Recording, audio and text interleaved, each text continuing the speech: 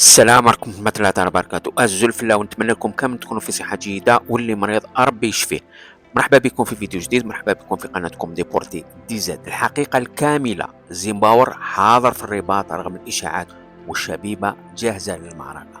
إشاعات كثيرة والرد جاء من الرباط. ريحوا معنا. السلام عليكم ورحمة الله تعالى وبركاته مرة أخرى.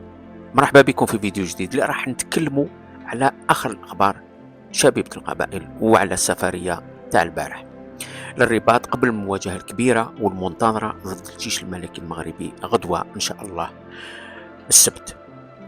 ما تروحوش بعيد لأنه كاين تفاصيل مهمة بزاف، وزيد كاين إشاعات خرجت في الساعات الأخرى لازم نوضحوها ونحطوا النقاط على الحروف. نبداو بالقضية اللي شعلت مواقع التواصل الاجتماعي. بعض الصفحات بدأت تنشر إشاعات تقول باللي المدرب الألماني جوزيف زيمباور ما سافرش مع الفريق وأنه راح يغيب على المباراة.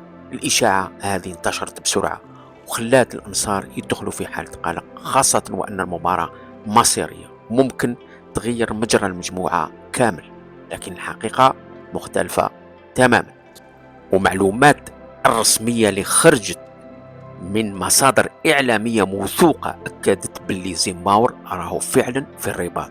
المدرب ما سافرش مع الفريق صح من الجزائر، بصح التحق مباشرة من أوروبا، وهذا أمر عادي جدا في كرة القدم، خاصة للمدربين اللي يكونوا عندهم التزامات أو برامج خاصة. يعني كل الإشاعات اللي خرجت في هذه الساعات الأخيرة مجرد كلام فارغ وما عندها حتى أساس من الصحة. المدرب حاضر والطاقم كامل مركز على المباراة وما كاين حتى مشكل. نروح الآن أجواء داخل الفريق. كما راكم تشوفوا هنايا، هذو آخر الصور اللي الحصة التدريبية الأولى في الرباط، والفريق في الفواياج تاعو هذا راح بروح عالية رغم الضغط ورغم الوضعية الصعبة في المجموعة. الفريق طبعا راهو في المركز الثالث بنقطتين، نفس رصيد مع الجيش الملكي اللي راح يواجهه غدوة السبت إن شاء الله. يعني المباراة هذه مباراة ب6 نقاط. إذا ربحت شبيبة ترجع بقوة للمنافسة وتولي عندها حظوظ كبيرة باش تلعب على التأهل. وعلى حساب الأخبار اللي وصلتنا، اللاعبين مركزين مليح وما كاين حتى تهاون، بالعكس كاين رغبة كبيرة باش يبرهنوا، خاصة بعد الانتقادات اللي طالت الفريق في الجولات الماضية.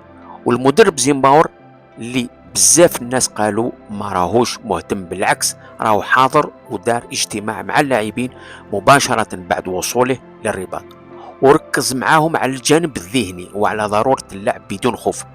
نزيدوا نحكيو شوية على وضعية المجموعة.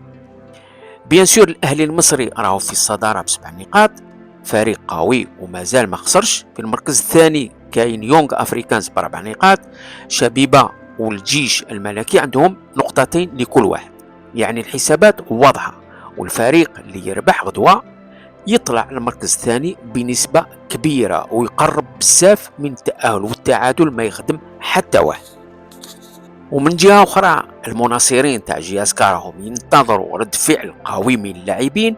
الفريق هذا الموسم مر فترات صعبة، بصح كل مرة يرجع ويبرهن باللي عنده شخصية، والمباراة هذه فرصة باش يبينوا باللي شبيبة ما زالها واقفة وما زالها قادرة تنافس كبار إفريقيا. الأجواء في الرباط حسب الصحفيين اللي رافقوا الفريق إيجابية، الاستقبال كان محترم، واللاعبين داروا حصة تدريبية حقيقة باش يتأقلموا مع الأرضية والأجواء. وكاين تركيز كبير على الجانب التكتيكي، لأن الجيش الملكي فريق يلعب كرة منظمة ويستغل الهجمات السريعة. وزيمباور ركز على ضرورة غلق المساحات واللعب بذكاء وعدم ارتكاب الأخطاء الساذجة التي كانت سبب في ضياع نقاط مهمة في الجولات الماضية. وكلامي كامل المناصرين الأوفياء تاع شبيبة القبائل، ما تخلوش الإشاعة تأثر عليكم. الفريق راهو مركز والمدرب حاضر وكل الظروف مهيئة باش شبيبة دير مباراة كبيرة. المشكل الكبير الإشاعات راهم يجيو من صفحات التواصل الاجتماعي اللي راهم يحلوهم باسم شبيبة القبائل. هذا هو المشكل الكبير، ويزيدوا يتبعوا فيهم. وعلى بالنا باللي يوجد كثير من المناصرين شافوا لي فيديو تاع شبيبة القبائل، يعني كي راحوا في الرحله تاعهم ما كانش مدرب زيمباور. والاشاعه اللي كانوا يتكلموا عليها على الحارس حديد باللي ما كاش وما راش يدرب، يا اخي شفتوه راح مع الفريق. هذو كامل اشاعات، لانه كاين يوجد كثير من الناس ما يحبوش شبيبة القبائل ترجع. نقول لكم غدوه ان شاء الله نشوفوا فريق يلعب على تمثيل الجزائر وعلى تاريخ الفريق، ويمثل الجزائر ان شاء الله خير احسن تمثيل.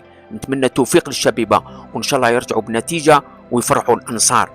ودرك الكلمه لكم، واش تتوقعوا في هذه المباراه؟ هل تفوز الشبيبه وترجع بنتيجه ايجابيه؟ اسكا جي اسكا ثلاثه افوز تكفوز ارثوفاث ما يبغى ربي. على بروشان فيديو ان شاء الله.